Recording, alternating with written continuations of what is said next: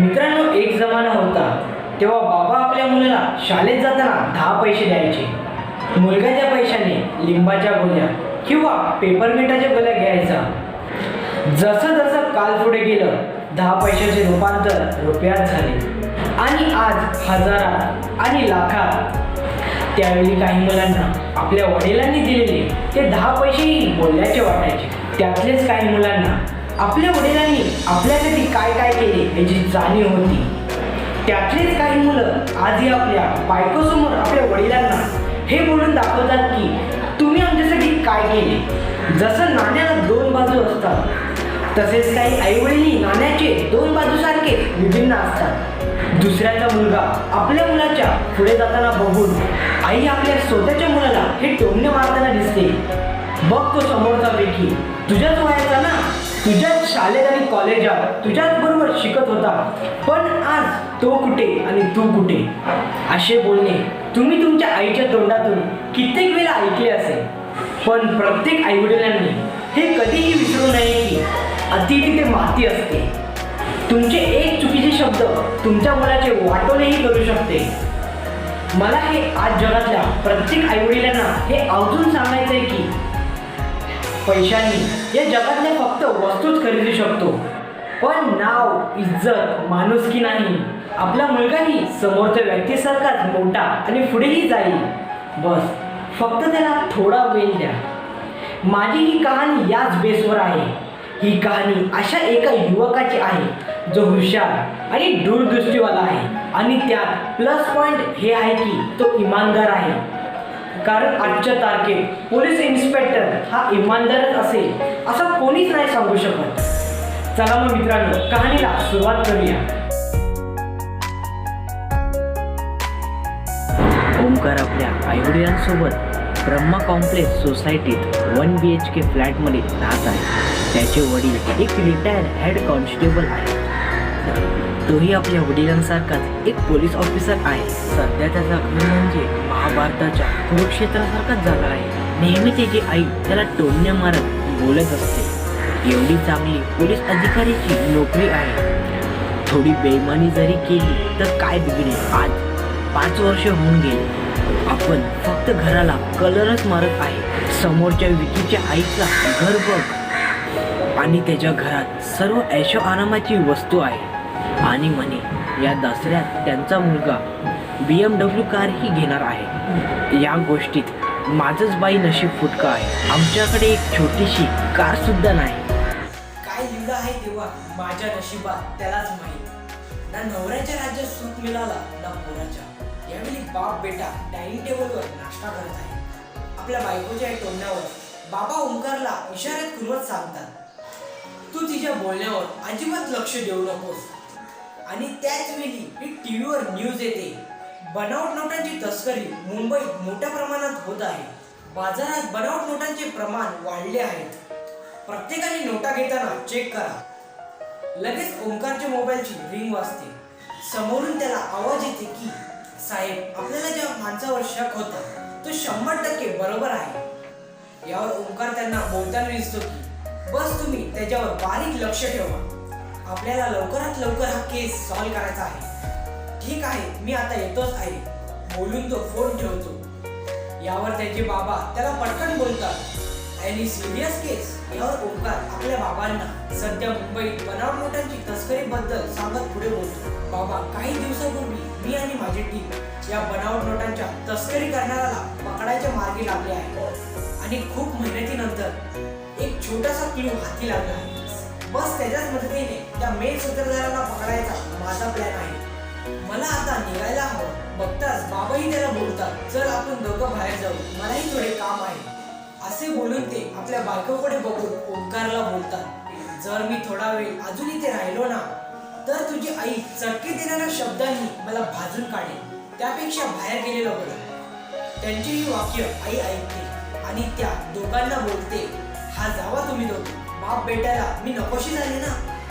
जेव्हा बाबा खालते येतात आणि आपली स्कूटी चालू करण्यासाठी किक मारतात. त्यांची स्कूटी चालू नाही झाली हे बघून त्यांच्या शेजारचे विकीचे वडील त्यांच्या समोर येतात. किकवर किक मारूनही स्कूटी चालू होत नाही. यावर विकीचे बाबा ओंकारच्या बाबांना टोमणे मारत बोलतात, अहो हवालदार विनायकराव, तुमच्याच प्रमाणे तुमची स्कूटीही रिटायर झाले वाटतं. यावेळी ओंकारही तिथेच आहे. मग ते पुढे बोलतात, नवीन घ्या, पाहिजे तर पैसे माझ्याकडून उसने घ्या. माझ्या मुलाकडे भरपूर पैसे आहेत.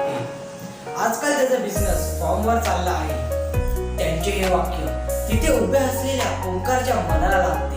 हे बघून ओंकारचे बाबा विकीचे बाबांना त्यांच्याच भाषेत बोलतात, अहो तुम्ही अजून पण आम्हाला सांगितलं नाही की तुमचा विकी कोणता बिझनेस करतो. माझा मुलगा एक पोलीस इन्स्पेक्टर आहे आणि तोही इमानदार आहे. आपल्या पूर्ण सोसायटीतल्या लोकांना माहीत आहे. हे बघा, तुमचा मुलगा एवढे पैसे कुठून आणतो यावर पहिले तुम्ही लक्ष द्या. तो 2 नंबरचा बिझनेस तर नाही ना करत. तो लवकर श्रीमंत झाला म्हणून मी बोलतोय, कारण लवकर येणारी लक्ष्मी लवकर जाते. सध्या तर तुम्ही माझ्या स्कूटरला घेऊन का बसले आहे? ती तर एक वस्तू आहे, आज न उद्या खराब होणारच. पण एखाद्याची इज्जत गेली ना ती परत येत नाही. त्यांचे हे बोलणे विकीच्या वडिलांना जबरदस्त लागते आणि त्यांना तंतनातंतन करून जाताना दाखवले आहे. आपल्या वडिलांचे हे बोलणे ऐकून ओंकार त्यांना बोलतो, बाबा तुम्ही असे नाही बोलायला पाहिजे होते. त्यावर बाबा बोलतात, नाही बाबा, या माणसाला नेहमी दुसऱ्यांची तोडून बोलायची खूप वाईट सवय आहे. यावर ओंकार त्यांना बोलतो, चला मग मी तुम्हाला सोडतो. आणि मग ते दोघं सोसायटीतून जाताना दाखवले आहे. काही तासानंतर विकीच्या आईला ओंकारच्या आईच्या घरी येताना दाखवले आहे. त्या ओंकारच्या घरी येतात. त्या घरातल्या स्टाईल बघून आईला पटकन बोलते, अहो आता दसरा येणार, तुम्ही अजून पण आपल्या घराला नवीन कलर नाही मारला. मी तर असे ठरवले की पूर्ण घराला नवीन स्टाईल मारणार. त्यांचे एक एक वाक्य ओंकारच्या आईला सुईसारखे टुपत होते. आणि इथे ओंकार त्या पिळूच्या मदतीने बनावट नोटांची तस्करी करणाऱ्याला मेन सूत्रधाराला पकडायला परत अपयशी ठरतो. शेवटी तो रात्री आपल्या घरी येतो. त्या दोघांना डायनिंग टेबलवर जेवताना बघून आई विकीच्या आईचा पूर्ण राग त्यांच्यावर काढत बोलते, कंटाळा आला बाई या जीवनाचा. माझ्या मनासारखी एकही गोष्ट या घरात नाही होत. या सोसायटीतल्या प्रत्येकाने आपल्या घराला सजवलं, पण माझंच बाई नशीब फुटकं. असे बोलून तिला किचन मध्ये जाताना दाखवले आहे. आज दसरा आहे. सोसायटीतली प्रत्येक माणसं ओंकारच्या आईच्या घरात सोनं द्यायला येतात. आणि त्यावेळी विकीचे आई वडील त्या मुलाचे मोठेपण आणि ओंकारच्या आई वडिलांचे खालीपण दाखवण्यासाठी तिथे येतात. यावेळी विकीच्या आईने नवीन नेकलेस घातले आहे. सोसायटीतल्या प्रत्येक बायकांना विकीच्या आईचा स्वभाव माहीत आहे. यावेळी ओंकारही तिथेच आहे. ओंकारकडे बघून तिथे जमलेल्या सर्वांच्या समोर आपल्या मुलाचे मोठेपण कुठून सांगत बोलते, मी माझ्या मुलाला एकदाच बोलते, तू काहीही कर, पण या दसऱ्याला मला BMW कार आणून दे. यावर तिथे आलेली सदना मावशी पटकन बोलते, अय्या आता तुमच्याकडे 2 गाड्या. यावर निर्मला मावशी बोलते, खरंच बाई तू खूप नशीबवान आहेस की विकीसारखा चांगला कमवणारा मुलगा मिळाला. त्या बायकांचे एक एक शब्द ओंकारच्या आईच्या काळजाला सुईसारखे टुपत होते. आणि इतक्या BMW कारच्या हॉर्नचे आवाज सर्वांना ऐकायला येते. तिथे जमलेल्या सर्व बायका गॅलरीतून खाली बघतात की विकीने खरंच आपल्या आईच्या बोलण्यावरून BMW कार आणली. हे बघून ओंकारची आई पटकन आपला दरवाजा बंद करते आणि ठसाठसा रडायला लागते. ओंकार आणि त्याचे वडील त्यांना समजवायचे खूप प्रयत्न करतात, पण त्या कोणाच्याही ऐकायला तयार नाही. काही दिवस असेच निघून जातात. शेवटी ओंकारला बनावट नोटांचे कामात यश येते. त्यांचा सूत्रधार तर नाही भेटला, पण काही क्ल्यू मिळाले. एके दिवशी ओंकारने काही हेड पोलीस ऑफिसर यांच्यासोबत ब्रह्मा कॉम्प्लेक्स सोसायटीत दाखवले आहे. सर्व 2nd फ्लोअरवर आल्यावर एका रूमची बेल वाजवतात. तो रूम दुसरा तिसरा कोणी नाही तर विकीच्याच वडिलांचा असतो. हा सारा नजारा आई बाबा आणि सोसायटीतले सर्व माणसं बघत असतात. बेलचा आवाज ऐकताच विकीचे वडील दरवाजा खोलतात. दरवाजा खोलल्यावर ओंकार आणि त्यांच्यासोबत काही पोलीस अधिकाऱ्यांना बघून ते थोडे घाबरतात, पण इथे वॉरंट असल्यामुळे ते काहीच करू शकत नाही. ओंकार यांनी तिचे काही सहकारी त्यांचे चप्प्याने छानबीन करतात. जिथे पाहावं तिथे या घरातल्या प्रत्येक ठिकाणी बनावट नोटाचे बंडलच दिसतात. हे बघून विकीचे आई वडील दंग होतात. यावेळी विकी फरार आहे. त्याच्यावर देशद्रोहीचे आरोप लागते. ओमकार विकीच्या आईवडिलांना बोलतो, सॉरी काका काकी, तुम्हा दोघांना यावेळी आमच्यासोबत पोलीस ठाण्यामध्ये यायला लागेल. नेहमी मोठ्यापणाची टोपी डोक्यावर लावून मिरवणारी विकीच्या आईवडिलांची नजरच आज सोसायटीतल्या लोकांसमोर खाली होती. पुढे ओमकार आणि त्याचे काही सहकारी आणि पाटील विकीचे आईवडील ज्या सोसायटीतल्या प्रत्येक रूमच्या समोर जाताना दाखवले आहे. आज ब्रह्मा कॉम्प्लेक्समधल्या सर्व माणसांना समजले की विकी कोणता धंदा करायचा. विकी एक निर्लज्ज मुलगा त्यांच्या आईवडिलांची जी इज्जत होती ती दिलेला मागली. हे बघून ओंकारच्या आईला हे समजलं की वेगाने येणारा पैसा नेहमी घरात वादळ निर्माण करतो. त्यांना आपली चूक कळते. काही दिवसानंतर विकीही पकडला जातो आणि त्याच्याच मदतीने बनावट नोटांची तस्करी करणाऱ्याला मेन सूत्रधारालाही आज पकडतात. ओंकारच्या या पराक्रमामुळे मुंबईत जी बनावट नोटांची तस्करी होत आहे त्यांचा आज पडदा फाश होतो. त्याच्या या कामगिरीमुळे सरकार त्याला इनामही देते आणि प्रमोशनही देते. उद्या दिवाळी आहे, त्यामुळे एक दिवस अगोदरच ओंकारची आई दिवाळीची खरेदी करण्यासाठी आपल्याच परिसरातल्या बाजारात सामान घेण्यासाठी जाते. तिथल्या प्रत्येक दुकानदाराच्या तोंडातून आपल्या मुलाच्या इमानदार आणि पराक्रमाची कहाणी ऐकून आईच्या डोळ्यातून आनंदाचे अश्रू येते. नेहमी आपल्या मुलाला टोचून बोलायची, पण त्यांनी कधी आपल्या आईला प्रत्युत्तर दिले नाही.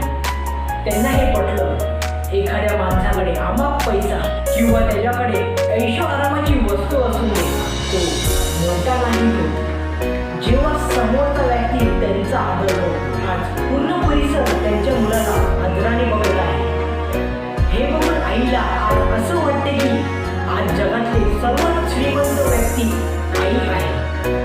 आज दिवाळीची पहिली अनुभव आहे. या गेलेल्या 5 वर्षात ओंकारच्या आईने ओंकारला कधीही उठणे नाही लावले होते. आज त्या मनापासून त्याला उठणे लावत आहे. उठणे लावत लावत त्यांच्या डोळ्यात अश्रू येते. हे बघून ओंकार आपल्या आईला बोलतो, आई माझ्याकडून काही चुकलं का? आई आपल्या स्वतःला आवरत डोळे पुसत बोलते, नाही बाला, तुझे नाही, आजपर्यंत माझेच चुकले. मी नेहमी लवकर पोचायच्या नादात शॉर्टकट रस्त्याने जायची, विचारातच असायची. शॉर्टकट रस्ता हा तर आपल्या घरी लवकर पोहोचेल, पण कधी कधी या रस्त्याने ये जा करताना आपला ऍक्सिडेंटही होतो. मला हे समजलं, या जगात फक्त वस्तूच खरेदी करू शकतो, पण गेलेली इज्जत, नाव या जगातला कोणताही पैसा कधीच आणू शकत नाही. दिवाळीचा फराळ खाल्ल्यावर बाबा ओंकारला बोलतात, बाला मी थोडा जरा बाहेरची हवा खाऊन येतो. असे बोलून ते सोसायटीच्या खाली येताना दाखवले आहे.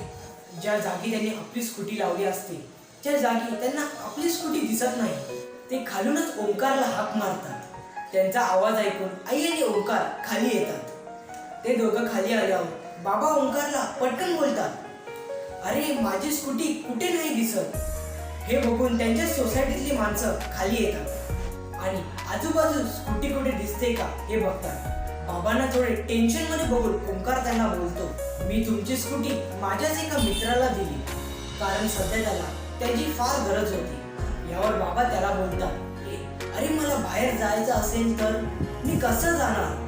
ओंकार आपल्या खिशातून हात काढत एक चावी काढतो आणि ती चावी आपल्या बाबांना देतो आणि ती चावी बाबांना देत बोलतो, बाबा आता तुम्हाला सारखी सारखी किक मारायची नाही गरज लागणार, मी तुमच्यासाठी नवीन स्कूटी घेतली. असे बोलून तो त्यांच्या समोर उभी असलेली एक नवीन स्कूटीकडे आपले बोट दाखवतो. हे बघून बाबा आपल्या नवीन स्कूटीकडे जातात. खरंच आपला मुलगा आपल्यासाठी नवीन स्कूटी घेऊन आलाय हे बघून त्यांचे डोळे भरून येतात. तोंडातून हे उद्गार निघते, थँक्स बेटा. आणि मग ते एक किक मारतात. स्कूटी लगेच चालू होते. हे बघून बाबा आपल्या बायकोला म्हणतात, बघ माझ्या मुलाने माझ्यासाठी नवीन स्कूटी घेतली. आपल्या बाबांना आनंदात बघून ओंकारही खुश होतो. मग तो आपल्या दुसऱ्या खिशात हात घालतो आणि त्यातून एक एन्व्हलप काढतो. तो ते एन्व्हलप आपल्या आईला देतो. आई मला माझ्या चांगल्या कामामुळे सरकारने मला बक्षीस दिले आहे. त्यात 3 लाखाचे चेक आहे. तुझी खूप इच्छा होती ना की आपला घर विकीच्या आईसारखाच सुंदर सजवायचं, तर या पैशाने तुला जसं पाहिजे तसं आपलं घर सजव. मला काही हरकत नाही. मी यापुढे तुला कधीही काही दिले नाही असे समज. हे माझ्याकडून दिवाळीचे भेट आहे. आपल्या मुलाचे आपल्यावर एवढे प्रेम बघून खरंच आई त्याला मिठी मारून ठसा ठसा रडायला लागते. ओंकारला आपल्या आई वडिलांबद्दल एवढे प्रेम बघून ते उभे असलेले सर्व माणसं आई बाबांना बोलतात, काका काकी तुम्ही खरंच खूप नशीबवान आहात की तुम्हाला असा इमानदार मुलगा मिळाला. मग तो आपल्या आईचे डोळे पुसतो. आई बाबा, मी तुमच्या या जगातल्या सर्व इच्छा पूर्ण करेन, बस मला फक्त थोडा वेळ द्या. त्याचे हे बोलणे ऐकून सोसायटीतल्या प्रत्येक रहिवाशांच्या डोळे भरून येते. आज रात्री सोसायटीतल्या प्रत्येक दरवाजाजवळ आकाशकंदील आणि रोषणाई आहे. फक्त एकच घर कालोखात आहे, तो म्हणजे विकीच्या आईवडिलांचा. तर मित्रांनो, आज जगातल्या प्रत्येक आईवडिलांना मला हे सांगायचं आहे की नुसता मुलाला लहानाचे मोठ्या केल्याने त्याचे कर्तव्य पार नाही पाडत, तर तो काय काम करतो, किती कमवतो, त्याचे मित्र किती आहेत आणि कसे आहेत यावरही लक्ष द्यायला पाहिजे. आणि मुलावर एवढे प्रेशर नका टाकू त्याने की तो आउटलाईनीवर जाईल. आज प्रत्येक आईवडिलांनी आणि प्रत्येक मुलांनी फक्त आईवडिलांना एकच वस्तू द्यायला पाहिजे आणि ती म्हणजे वेळ. तर मित्रांनो, कशी वाटली ही कहाणी? आवडली असेल तर लाईक आणि सबस्क्राईब करा आणि कमेंटमध्ये सांगा तुम्हाला ही स्टोरी कशी वाटली. तुम्ही कमेंटच नाही करत तर मला कसं समजणार तुम्हाला स्टोरी आवडली की नाही. सेफ राहा, सुरक्षित राहा, कारण आपल्या कुटुंबाची सुरक्षा ही आपली जबाबदारी. चला मग मित्रांनो, बाय, भेटूया पुढच्या भागात.